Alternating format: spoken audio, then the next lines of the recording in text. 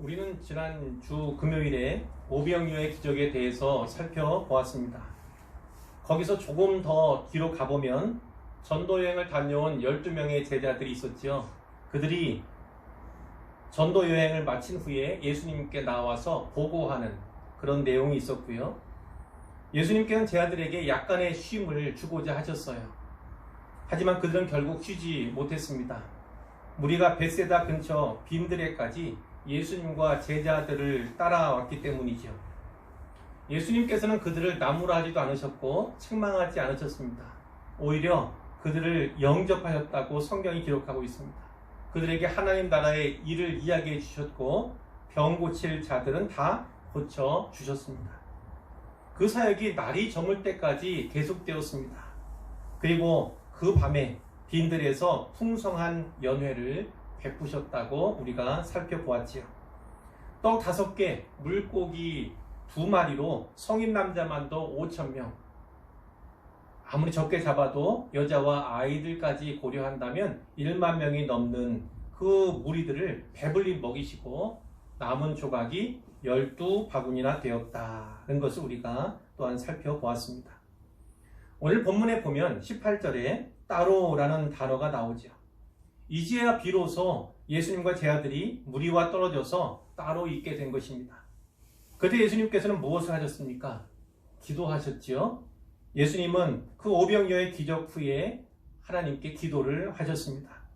자, 기도의 내용이 어떤 내용이었을까요? 아마 뒤에 이어지는 내용을 미루어 살펴볼 때 아마도 십자가의 길을 가야 하는 자기 자신을 위해서 기도했을 수도 있고 또 제자들이 예수님에 대해 더 잘 알도록 위해서 기도하실 수 있었겠다. 기도했을 수 있었겠다. 이렇게 짐작을 할 수가 있습니다. 예수님께서 제자들에게 여쭤보셨어요. 무리가 나를 누구라고 하느냐? 이렇게 물으셨을 때 자, 사람들이 이 제자들이 뭐라고 말합니까? 세례 요한이라 하고 더러는 엘리야라 더러는 옛 선지자 중에 한 사람이 살아났다 하나이다 이렇게 얘기를 했습니다. 우리가 앞서서 9장 7절과 8절에 분봉왕 헤롯이 어떤 내용을 듣고서 심히 당황했다 이런 내용들이 나왔잖아요. 바로 그 당황했던 내용과 거의 일치한다, 동일하다 이렇게 볼 수가 있습니다. 자, 이를 통해서 알 수 있는 것은요, 백성들이 예수님이 누구신가에 대해서 여전히 그리고 아직도 잘 알고 있지 못하다는 사실을 알게 되지요. 그들은 대개 예수님을 선지자 가운데 하나, 예를 든다면 세례 요한도 그렇고 또 엘리야도 그렇고 또 옛 선지자 중에 한 사람 또 그렇지만 모두가 선지자 가운데 한 명으로서 알고 있음을 우리가 짐작할 수가 있습니다. 그렇다면 오늘날 이슬람을 종교로 믿는 무슬림들이 있잖아요. 그런 사람들이나 오늘날에도 유대교를 신봉하는 유대인들이 있지 않습니까? 이 유대인들의 이해에서 크게 벗어나지 않는다 이렇게 짐작할 수 있어요. 이 정도의 신지식, 하나님에 대해서 예수님에 대해서 아는 지식이 이 정도에 머문다면 또 이 정도의 신앙 고백이라면 그때든 또 오늘날이든 구원과는 멀다. 구원받을 수 없음을 우리가 알게 됩니다. 20절에 보니까 예수님께서 이제 제자들에게 물으셨어요. 너희는 나를 누구라 하느냐? 이렇게 물으셨어요. 자, 누구에게 물으셨습니까? 너희에게 물었어요. 너희에게 물었으니까 대답은 베드로가 했지만 베드로에게 물은 것이 아니라 제자들에게 물으신 거예요. 근데 그 중에서 이제 순발력 있게 그의 성격이 드러나죠. 베드로가 선뜻 대답을 한 거지요. 하나님의 그리스도이시니이다. 하나님의 그리스도시니이다. 이렇게 이제 대답을 했습니다. 베드로는 예수님이 누구신가에 대해서 그분이 어떤 분인가 그 정체에 대해서 이미 깨닫고 있었음을 우리가 알 수가 있죠. 마태복음의 병행 본문에 보면 주는 그리스도시요 살아계신 하나님의 아들이니다 이렇게 대답했다고 기록이 되어 있는데 그 얘기나 사실은 거의 비슷한 내용입니다. 예수님께서는 베드로의 이 대답을 흡족해 하셨어요. 물론 오늘 본문에 그것이 나와 있진 않지만 마태복음에 보면 바요나 시모나, 이것은 요나의 아들 시모나 이런 말이잖아요. 바요나 시모나 네가 복이 있도다. 이를 내게 알게 한 이는 혈육이 아니요 하늘에 계신 내 아버지시니라 이렇게 말씀을 합니다. 우리는 예수님의 말씀을 통해서 확실히 깨달아야 합니다. 예수님에 대해서 바르고 분명한 신앙 고백을 가지고 있다는 것, 그것이 진짜 복이다 라는 사실이에요. 분명하고 바른 신앙 고백을 갖고 있는 것, 예수님에 대한 지식을 가지고 있는 것, 그것이야말로 진짜 복이다 라고 믿어야만 하는 거죠. 또 이런 신앙 고백은요, 하나님 아버지께서 은혜로서 주시지 아니하면 결코 얻을 수 없는 것들이에요. 세상의 지식과 지혜를 가지고서는요, 주님을 알 수가 없죠. 오직 은혜로만 가능하다는 사실을 우리가 감사함으로 받아야 합니다. 자, 앞에서 헤롯, 분봉왕 헤롯 얘기가 좀 전에 나왔었는데, 그가 9절에서 이렇게 얘기하죠. 이 사람이 누구인가? 이 사람이 누구인가? 자, 이런 질문을 가졌었는데, 궁금증을 가졌었는데, 그것이 오늘 베드로의 입을 통해서 분명하게 이제 공개가 되고 있는 거죠. 그 답이 나오고 있다는 것을 우리가 알게 됩니다. 자, 사랑하는 성도 여러분, 너희는 나를 누구라 하느냐? 너희는 나를 누구라 하느냐? 예수님께서는요, 오늘날에도 그리고 지금도 물으세요. 저에게도 여러분들에게도 세상 모든 사람들에게 이 질문으로 도전하십니다. 다가십니다. 자, 그럴 때 이 베드로가 이야기했던 것 같은 하나님의 그리스도이십니다. 또는 주는 그리스도시요 살아계신 하나님의 아들이십니다. 이런 확실하고도 또 분명한 신앙 고백이 있어야 할 줄로 믿습니다. 21절에 보니까 예수님께서 그 말씀을 들으시고 경고하셨다고 돼 있죠. 경고하셨어요. 무엇을 경고하셨습니까? 이 말을 아무에게도 이르지 말라. 이 말이 무엇일까요? 내가 그리스도인 것, 메시아이란 사실을 아무에게도 이야기하지 말라. 경고하셨으니까 이제 엄하게 금하셨다는 거지요. 내가 메시아다, 그리스도라는 사실을 함구하도록 명령을 하셨는데, 그럼 왜 명령을 하셨습니까? 우리가 이제까지 누가복음의 앞부분들을 많이 이제 보아왔으니까 생각하실 수 있겠지요. 아직은 하나님의 때가 아니에요. 아직은 주님의 시간이 아닌 거잖아요. 그 때가 아직은 무르익지 않았기 때문에 금한다 이렇게 생각을 할 수가 있는 것이고요. 유대인들은 전반적으로 아직 메시아, 정치적인 메시아를 기다리고 있었던 거예요. 자, 그리고 유대인들만 아니라 이 베드로가 입으로는 신앙 고백을 했지만, 칭찬받을 만한 신앙 고백을 분명히 했잖아요. 그렇지만 그 고백이 담고 있는 그 의미 있잖아요. 그 의미가 사실은 아주 무겁고 크고 깊은 의미잖아요. 그것에 대해서는 아직 온전하게 깨닫고 있지 못하기 때문에 예수님께서 아무에게도 이 말 하지 말아라 이렇게 경고하고 계신다고 우리가 생각해 볼 수가 있다는 것이죠. 사람들은 아직 예수님을 오해하고 있었어요. 그리고 제자들은 예수님에 대해서 아직 충분하게 알고 있지 못했다는 것을 알게 되고, 자, 이처럼 이 메시아에 대해서, 그리스도에 대해서 잘못된 이해를 갖고 있으면 잘못된 기대를 갖게 되는 거죠. 자, 그래서 결국은 예수님께서 이제 곧 가시게 될 그 십자가의 길에 장애물들이 될까 염려해서 우리 주님께서 막으셨다, 금하셨다 이렇게 보면 되겠습니다. 자, 22절에 보니까 예수님께서 이어서 이런 말씀을 하시죠. 인자가 많은 고난을 받고 장로들과 대제사장들과 서기관들에게 버림받아 죽임을 당하고 제3일에 살아나야 하리라 이런 말씀을 하셨어요. 자, 이 말씀은 각 복음서를 보면 이때로부터 그리고 비로소 처음으로 이 말씀을 하셨다고 그렇게 돼 있어요. 그분의 고난과 죽음과 부활에 대해서 예수님께서 처음으로 말씀하신 거예요. 자, 그러니까 이 말씀은요, 그러니까 이 베드로가 예수님 앞에 했던 그 신앙 고백은 큰 전환점이 되었던 거예요. 예수님의 사역에도 전환점이 되었던 거고, 제자들 면에서도 전환점을 맞게 된 것이다. 이렇게 이제 보게 될 수 있죠.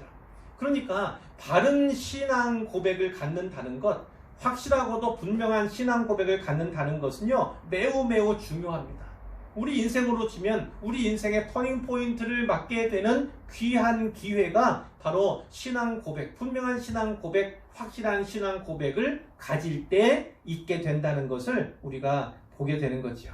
그러니까 이 신앙 고백을 바르게 분명하게 갖는다는 것이 얼마나 중요한가를 다시 한번 생각해 볼 수가 있어요. 그런데 여기서부터 이때로부터 비로소 그리고 처음으로 말씀하신 이 말씀을 뒤에서 거듭해서 말씀을 하세요. 누가복음에는 오늘 본문 합해서 3번이 나옵니다. 그러니까 이렇게 계속해서 반복하고 다시 말씀하심으로써 앞으로 있게 될 일이 사실은 제자들 입장에서는 엄청난 일이잖아요. 엄청난 충격으로 다가올 가능성이 크잖아요. 그러니까 그것에 대해서 미리 준비시키신다, 이렇게 볼 수가 있어요. 그 충격적인 사건 가운데서도 어찌하든지 마음을 추스리도록 이렇게 예수님께서 배려하고 계신다, 훈련시키고 계신다, 이렇게 생각해 볼 수 있어요. 자, 오늘도 마찬가지입니다. 해가 갈수록, 달이 가고 날이 갈수록요, 우리도 예수님에 대해서 좀 더 알아가야 합니다. 예수님에 대해서 지식적으로도 그렇고요, 그리고 영적으로도 인격적으로도, 그리고 더욱더 관계적으로도 더 자라가야 하는 거지요. 자, 이렇게 지적, 영적, 인격적, 관계적으로 더 풍성하게 자라가시기를 주님의 이름으로 축원합니다. 그래야만 앞으로 우리 앞에 있게 될, 물론 삶 그리고 사역도 그러하지만 예수님께서 우리를 위해서 이 성경에서 말씀해 주신 여러 가지 마지막 날의 징조들이 있잖아요. 그 징조들은 단지 보는 것만이 아니라 그 가운데 살아가면서 겪어야 할 일들이잖아요. 그 일들에 대해서 미리 준비하게 되고 최종적으로는 예수님의 재림을 준비하는 그런 이제 기회로서 또 우리 주님께서 알려주시는 거죠. 오늘도 우리가 재림의 때를 기다리며 사모하는데요, 그 전에 마지막 때의 징조들이 있을 것이고 많은 환난들이 있게 될 것입니다. 그러나 이 재림을 기대하고 바라보면서 잘 준비하는, 믿음을 잘 지키는 우리가 되었으면 좋겠습니다. 그런데 22절에 보니까요, 예수님께서 자기를 뭐라고 말씀하시죠? 인자 이렇게 칭하고 계세요. 영어로 보면 Son of Man이에요. Son of Man, 사람의 아들이라고 하는 건데 그 앞에 정관사 더가 있습니다. 그러니까 더 Son of Man, 이렇게 성경에 기록이 되어 있어요. 그런데 이 인자라고 하는 거는요, 사실 예수님께서 다니엘서 7장 13절과 14절의 말씀을 염두에 두고 하신 말씀이에요. 자, 제가 다니엘서 7장 13, 14절 말씀을 제가 읽어 드릴게요. 나는 다니엘이 밤에 환상을 본 거예요. 자, 그런데 어떤 환상이었냐면 인자 같은 이예요. 인자 같은 이. 그러니까 영어 성경에는 뭐라고 되어 있냐면 A son of man이에요. 그러니까 어는 뭐 여기에 남자들이 많이 있잖아요. 장로님도 저도 그렇고 어쨌든 간에 여러 사람 가운데 한 사람이에요. 근데 이 다니엘이 보기에는 어쨌든 사람의 모습이었다는 거지요. 남자의 모습이었다는 거지요. 그래서 인자 같은 이 이렇게 표현을 한 거예요.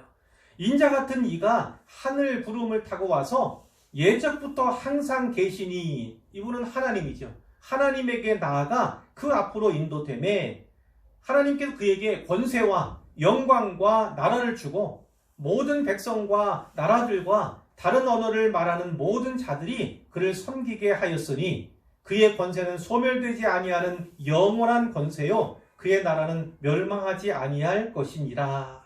이렇게요, 자기가 본 환상을 기록하여서 예언했다는 거죠. 예언을요.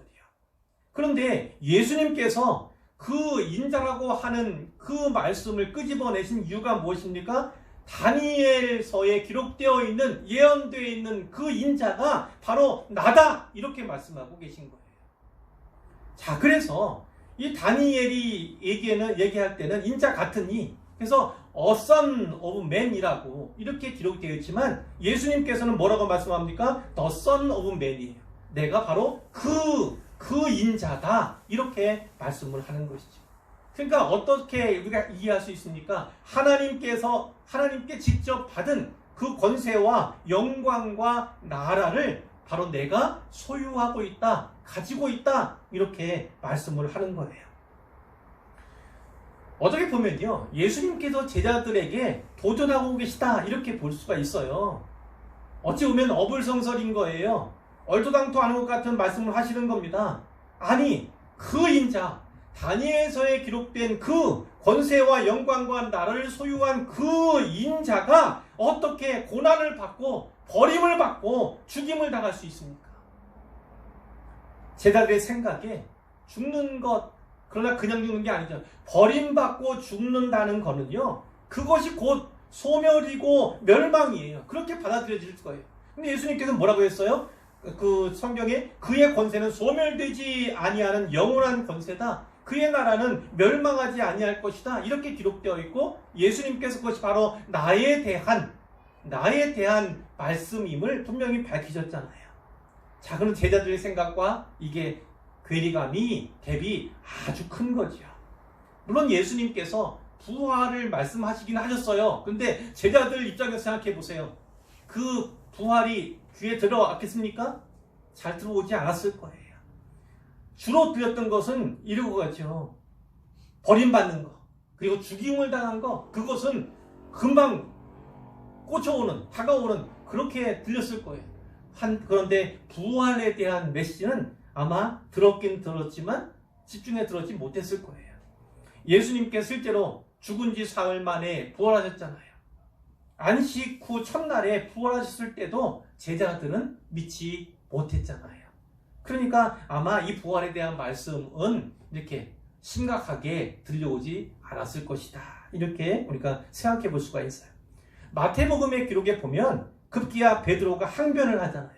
항변한다는 건 아주 강한 거예요. 마치 대적하듯이 안 됩니다, 거절하는 거거든요.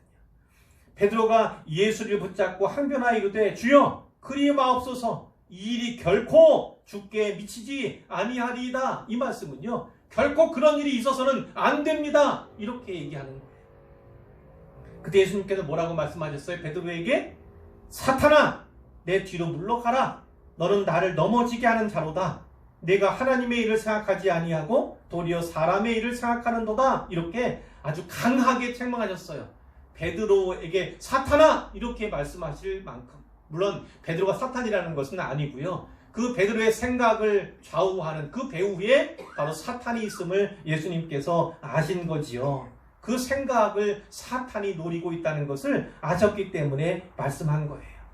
그런데 그 말씀을 통해서 우리가 알 수 있는 것들이 있잖아요. 아, 일에는 하나님의 일이 있고 사람의 일이 따로 있다는 거예요. 자, 하나님의 일이 있고 사람의 일이 있다. 그런데 사탄은 사람으로 하여금요, 하나님의 일이 아니라 사람의 일을 하도록 만든다고요. 하나님의 일은 생각하지 않고 사람의 일을 생각하게 만드는 게 바로 사탄의 일이에요. 그러니까 우리가 알 수 있는 건 하나님의 일, 짐작할 수는 있죠. 물론 예수를 믿는 것이 하나님의 일이고, 이렇게 뭐 성경이 말씀하고 있으니까 예수님을 믿는 것, 그분으로부터 맡은 일들과 관련해서 우리가 하나님의 일을 생각할 수 있지만, 하나님께서 계획하시고 뜻하신 그 본래의 일들도 있잖아요. 자, 그것이 하나님의 일이라면 사람의 일이 있다는 거죠. 사람의 뜻과 계획과 생각에 의해서 진행되는 일들, 그것이 바로 사람의 일이다, 이렇게 얘기할 수 있는데, 물론 하나님의 일과 사람의 일이 같아지면 좋겠지요. 우리의 생각, 그것이 하나님의 생각에 지배를 받아서 하나님의 생각이 우리의 생각이 되고, 우리 하나님의 뜻이 우리의 뜻이 된다면 얼마나 좋겠습니까? 그러나 그 사이에 뭐가 있다고요? 늘 사탄이 개입하려고 한다고요. 그래서 사탄의 일을 합니다. 하나님의 일은 생각하지 아니하고 사람의 일만 생각하게 만드는 일이 바로 사탄의 일이다. 이렇게 우리가 이제 나눌 수 있죠. 하나님께서 뜻하시고 목적하시고 계획하신 일 대신에 내 뜻, 내 목적, 내 계획이 먼저라고 속삭이는 거죠. 그 꾀임에 넘어가면 하나님의 일을 방해하는 방해자가 되어버리고 맙니다. 자, 이어서 주시는 말씀이 이거죠. 우리가 잘 아는 제자도에 관한 아주 주옥 같은 말씀인데, 자, 아무든지 나를 따라오려거든 자기를 부인하고 날마다 제 십자가를 지고 나를 따를 것이니라, 이렇게 말씀하고 있어요. 예수님 따르는 것인데, 예수님을 따르려면 적어도 세 가지를 잘해야 한다는 것입니다. 자, 첫 번째 잘해야 할 것은 무엇일까요? 자기를 부인하는 일이에요. 자기를 부인하는 것. 이 자기라고 되어 있는 것은요, 내 자아를 말합니다. 내 자아가 내 삶의 주인 노릇을 하고 있어요. 보통 사람들, 예수 믿지 않는 사람들, 변화되지 않은 사람들, 구원받지 못한 사람들은요, 내 자아가 내 삶의 주인 노릇을 하고 있다고요. 그러나 예수 믿는 사람은 달라야 되지요. 하나님께서 내 삶의 주인 되도록 내어드리는 삶, 그것이 바로 자기를 부인하는 삶이다, 이렇게 볼 수가 있습니다. 우리 안에는요, 아직 죄성이 남아있잖아요. 우리가 구원받았고 변화되었지만 우리가 완전하게 성화되기까지는요, 아직 멀었어요. 그것은 이 땅에서는 불가능하고 하늘나라 가서나 이제 영화가 될 텐데요. 자, 어찌되었든 우리 안에는 죄성으로 말미암아서 어떤 이기적인 욕망이나 욕심, 이런 것들이 있을 수 있다고요. 그리고 세상 가운데서 풍족한 것, 또 안전한 것, 그것을 보장받고 싶어 하는 그런 마음들이 사실 있다고요.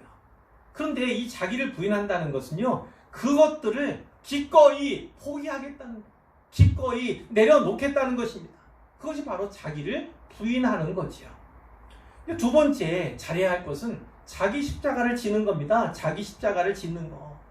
자, 자기 십자가를 지는 거, 물론 앞에서 말씀드렸던 어떤 이기적인 그런 욕망이나 그 욕심에 대해서 죽는다, 이것도 자기 십자가를 지는 것이긴 하지만 좀 더 나아가면 이런 겁니다. 십자가는 죽음의 자리를 생각할 수밖에 없는 거예요. 십자가는요. 물론 우리가 예수님의 십자가를 질 수는 없지만, 그리고 그 크기가 우리하고는 차원이 다르지만, 하지만 십자가는 여전히 십자가고, 예수님께서 우리에게 십자가 말씀하신 건 그 십자가를 염두에 두고 하신 말씀인 거예요. 그러니까 필요하다면, 주께서 필요로 하신다면 죽음의 자리까지 나아가는 것, 물러서지 않고 서슴없이 나아가는 것, 그것까지도 우리가 생각을 해야 한다는 것입니다. 그런데 주님은 분명히 말씀하세요. 한 번 자기 십자가를 지라고 말씀하신 것이 아닙니다. 날마다 자기 십자가를 지라, 이렇게 말씀을 하셨죠. 우리가 잘해야 할 것 세 번째는 바로 따르는 걸 잘해야 돼요. 예수님을 좇는 일을 잘해야 합니다. 자, 그 부분이 영어에는 어떻게 되어 있냐면 팔로우미라고 되어 있어요. 팔로우미. 나를 따르라는 거잖아요, 말하자면. 그것을 잘해야 하는데, 자, 이 따른다는 건 그러면 주님께서 가시니까 난 뒤에서 졸졸 이거를 연상할 수 있잖아요. 그분을 쫓아간다는 건 그런 생각이 또 우리에게 있을 수가 있는데, 자, 어떻게 받는 게 좋습니까? 예수님께서 걸어가신 그 길을요, 자기 부정의 길, 또 자기 십자가의 그 길을요, 같이 동일하게 따라간다, 이런 의미로 받을 수 있어요. 그렇기 때문에 우리는 뒤에서 다시 따라간다는 의미가 아니라, 내가 가는 그 시간, 그 순간 가운데도, 과정 가운데서도 우리 주님께서요, 앞에서 이끌어주시고, 뒤에서 밀어주시고, 옆에서 길동무가 되어주시고, 때로는 위에서 기도하시고 보호하시는 그런 은혜 가운데 걸어가는 것, 그것이 바로 따른다, 좇는다에 들어있는 참된 의미가 아닐까, 이렇게 생각을 하게 됩니다.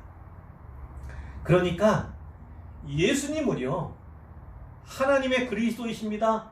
주는 그리스도시요 살아계신 하나님의 아들이십니다. 이런 신앙 고백이 물론 너무너무 중요하고, 그것은 인생의 터닝포인트로 이어지는 그런 은혜도 있지만, 그러나 그것은 전체 제자도로 비춰볼 때는 시작일 뿐이고 출발일 뿐임을 우리가 알게 되는 거예요.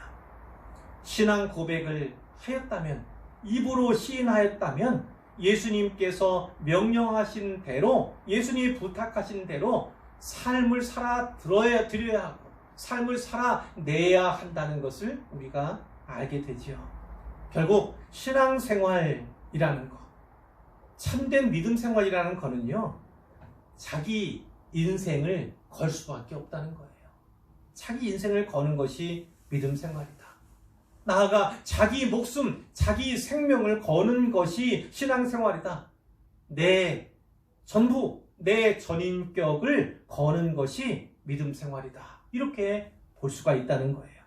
24절 말씀에 보면 예수님께서 목숨 얘기하잖아요. 누구든지 제 목숨을 구원하고자 하면 잃을 것이요, 누구든지 나를 위하여 제 목숨을 잃으면 구원하리라. 이렇게 말씀하고 있어요. 결국은요, 나를 위하여, 예수님을 위한다는 거죠. 예수님을 위한다는 그 일은요, 그 길은요, 결국은 목숨을 걸어야 한다는 거예요. 목숨을 거는 일이 바로 신앙생활이다. 이렇게 말씀하고 계시다는 거예요. 25절에 사람이 만일 온 천하를 얻고도 자기를 잃든지 빼앗기든지 하면 무엇이 유익하리요? 이렇게 예수님께서 말씀을 하십니다.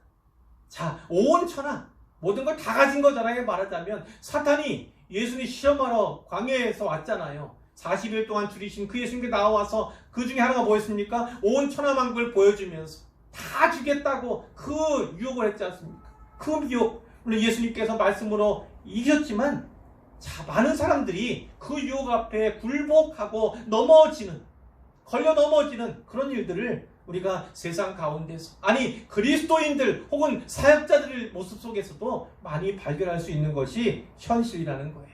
그러나 온 천하를 얻고도 자기를 잃어버리면, 자기를 빼앗겨버리면, 자, 어떤 걸까요? 자기 생명, 자기 목숨, 그리고 영혼이 지옥 가는 것을 말하죠. 그렇게 되면 무슨 유익이 있겠는가? 무슨 유익이 있겠는가? 그렇게 구하고자 찾고자 쫓았던 그 온 천하가, 그것이 내 영혼에게는 무슨 의미가 있는가? 내 영원한 삶 속에서는 무슨 의미가 있는가? 그것을 예수님께서 말씀을 하고 있는 것입니다. 온 천하, 하늘과 땅, 이렇게 생각할 수 있는데, 어찌됐든 그 넓고 드넓은 그 하늘과 땅이라 할지라도요, 유한해요.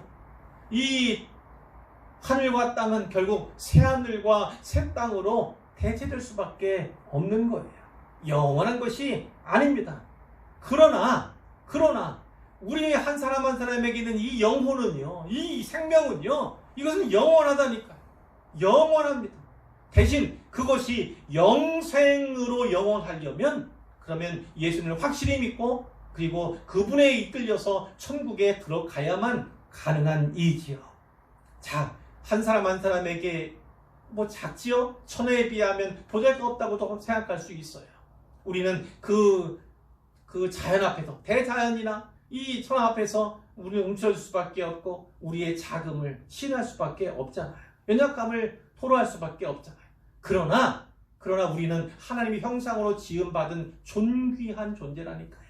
그리고 우리 한 사람 한 사람, 그리고 우리의 영혼을 하나님께서 너무나 기뻐하시고요, 너무나 또 아름답게 여기시는 그 은혜 가운데 우리가 살아가는 거예요. 그러니까 우리가 온 천하에 비하면, 대자연에 비하면 아무것도 아닌 그런 존재인 것 같지만, 하나님의 눈에는 그렇게 보이지 않는다는 것이고, 우리의 생명이 영생을 얻게 될 때 하나님께 영광까지 돌릴 수 있는 것이 바로 성경의 진리다. 이렇게 믿으시기를 바랍니다.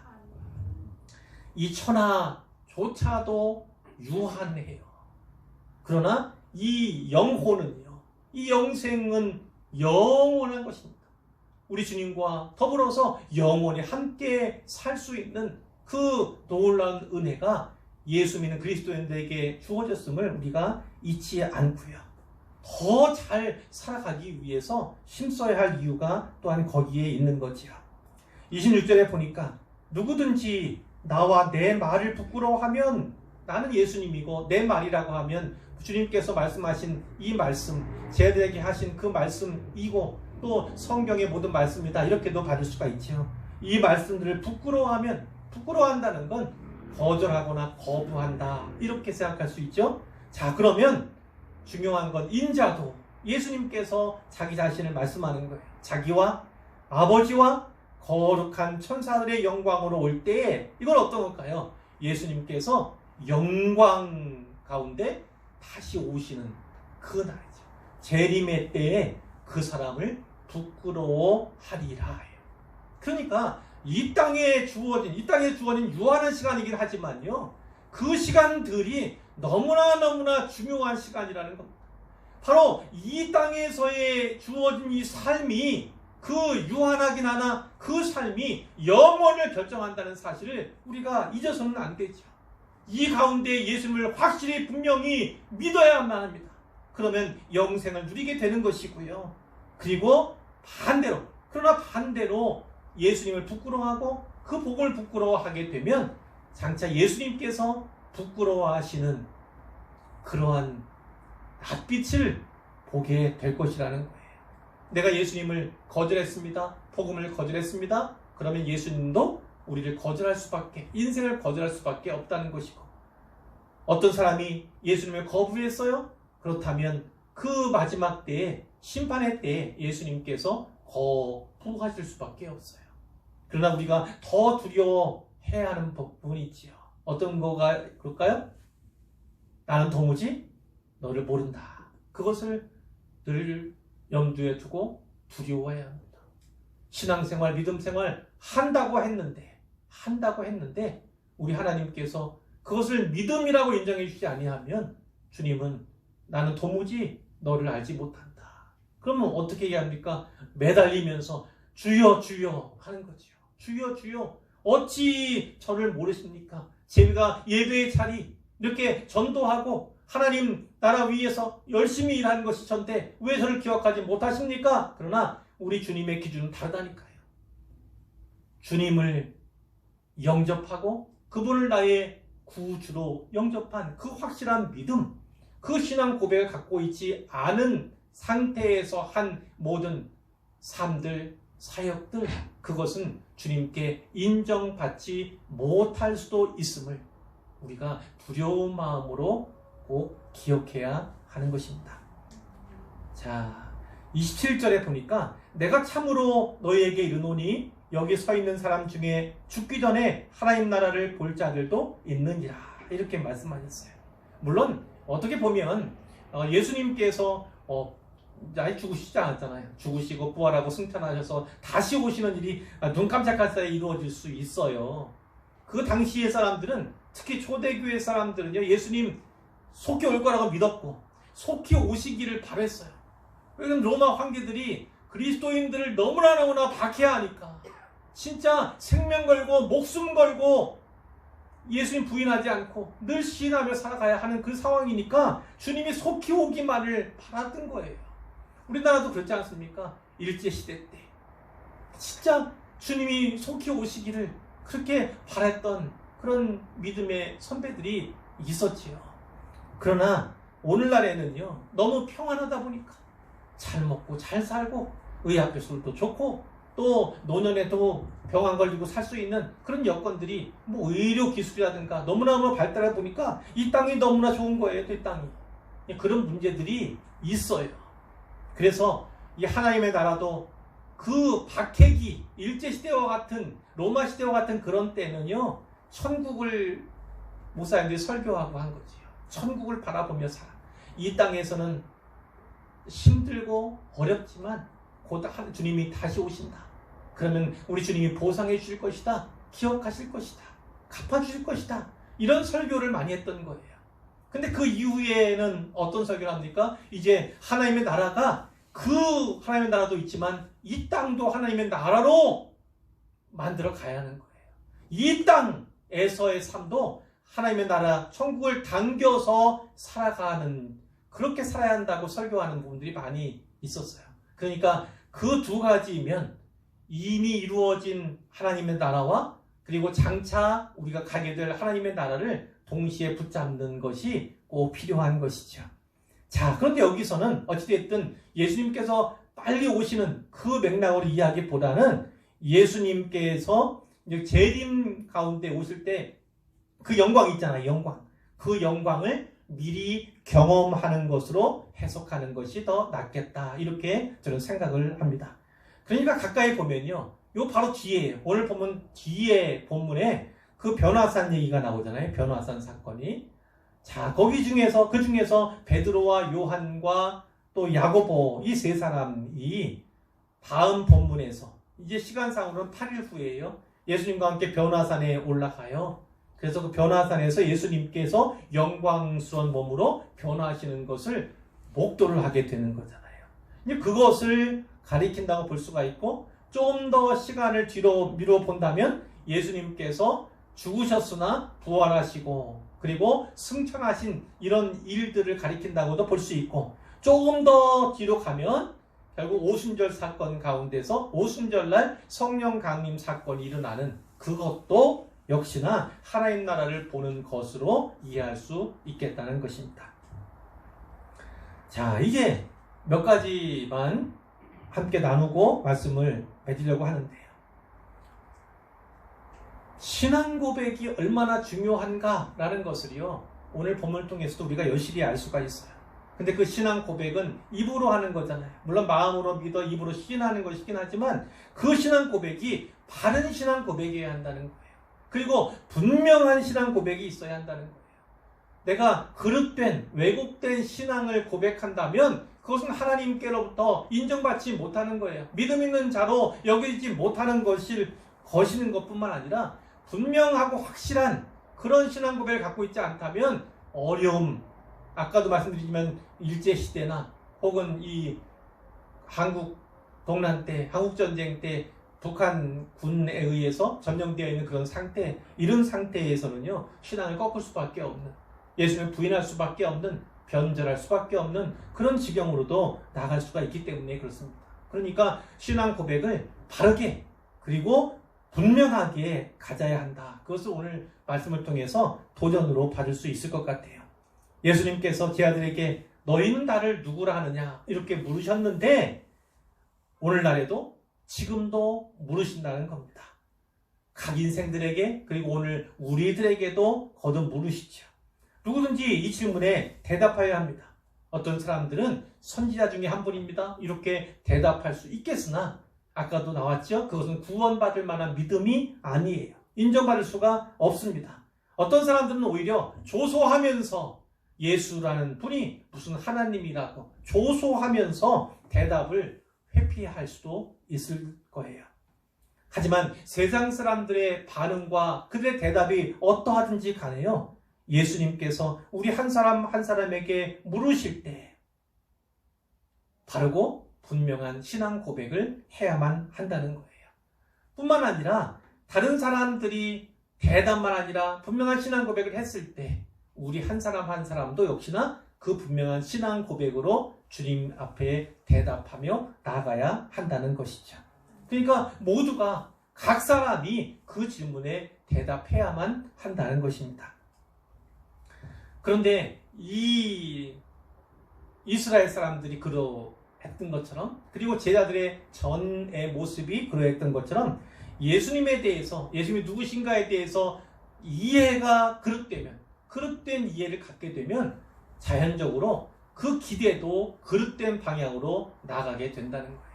예수님이 누구신가 분명히 알아야지만 그분의 뜻이 어디에 있는가, 그분에 대해서 바르게 기대할 수 있는데 그분에 대해서 왜곡된 지식을 갖고 있거나 잘못된 지식을 갖고 있으면 예수님에 대한, 주님에 대한 기대 역시도 방향을 잃게 된다는 것이죠. 자, 그래서 삶 가운데 혼란이 있을 수밖에 없고요. 그리고 우리의 믿음도 역시나 잘못된 방향으로 흘러갈 가능성이 너무나 많은 것이죠. 그리고 예수님께서 이제 십자가의 길로 나가야 하는데 혹시 베드로가 사탄의 생각을 입어서 또 생각을 또 미혹하게 하는 그 사탄으로 말미암아서 예수님의 십자가의 길을 막는, 거기에 장애물이 되고 거침돌이 되는 그런 방향으로도 나갈 수가 있는 거지요. 하나님의 일과 사람의 일을 혼동하게 되는 그런 문제도 있을 수 있습니다. 자, 그러니까 오늘 우리도 분명하게 하나님의 일과 사람의 일을 분별할 수 있을 만큼 우리 하나님에 대한 또 주님에 대한 분명한 지식과 그분의 뜻과 계획을 알아가고 깨달아가는 것이 너무나 중요하다는 것이죠. 자, 하지만 분명한 것은요, 이 신앙 고백을 갖게 되었을 때, 신앙 고백을 갖게 되면 인생의 터닝 포인트가 생긴다는 사실을 우리가 알게 되죠. 전환점이 생깁니다. 우리 주님께서 이제야 비로소 그때야 제 아들에게 내가 누구인가, 특별히 이 땅에 오신 분명한 목적에 대해서 말씀하셨잖아요. 물론 거듭 말씀하셔도 그들은 잘 깨닫지 못했습니다만 우리 주님께서 그때야 비로소 예수님에 대해서, 그분 자신에 대해서 소개하는 면에서는 가장 정수와 같은 거잖아요. 그것을 말씀해 주실 수 있다는 것이고, 우리 입장에서 보면 예수님께서 말씀하신 그것을 비로소 듣게 된다는 면에서 그렇습니다. 그러니까 우리가 분명한 신앙 고백을 가질 때 우리 주님께서 우리에게 맡기시는 일이 다르고, 또 우리에게 원하시는 지식의 폭과 깊이와 넓이가 다를 수밖에 없다는 것을 우리가 생각하게 되는 것이죠. 그러니까 바르고 분명한 신앙 고백, 그것을 꼭 가지시기를 바랍니다. 자, 두 번째는요, 그러나 이 신앙 고백은 출발과 시작에 불과하다는 사실도 우리가 잊어서는 안 돼요. 그 신앙 고백은 이제 시작입니다. 이제 출발선에 섰음을 가르쳐 주는 거예요. 그 다음에 할 일은 어떤 겁니까? 주님을 따라야 하는 거죠. 실제로 따라가야 합니다. 자기를 부인하는 거, 그리고 날마다 자기 십자가를 져야 합니다. 그리고 팔로우미, 따라오라고 하시는 주님의 음성에 따라서 한 발짝 한 발짝 그분을 따라가는 거, 그분이 가신 길을 따라가는 거, 그것이 우리에게 필요한 거죠. 그러니까 신앙생활, 믿음생활, 믿음과 신앙이, 또 믿음과 생활이, 또 신앙과 생활이 유리된 것이 아니잖아요. 그런 믿음과 그런 신앙을 가졌다면 그 다음에는 생활을 해야 합니다. 그 믿음 가지고, 그 신앙 가지고 삶으로 살아내야 하는 거죠. 그것이 바른 신앙 고백을 가진 자들이 해야만 하는 일이다.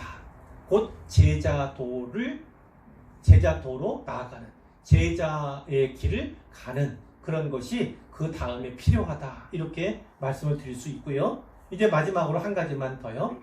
예수님께서는 오래전에 다니엘이 예언했던 그 인자라고 자기를 말씀하셨잖아요. 계시하셨어요.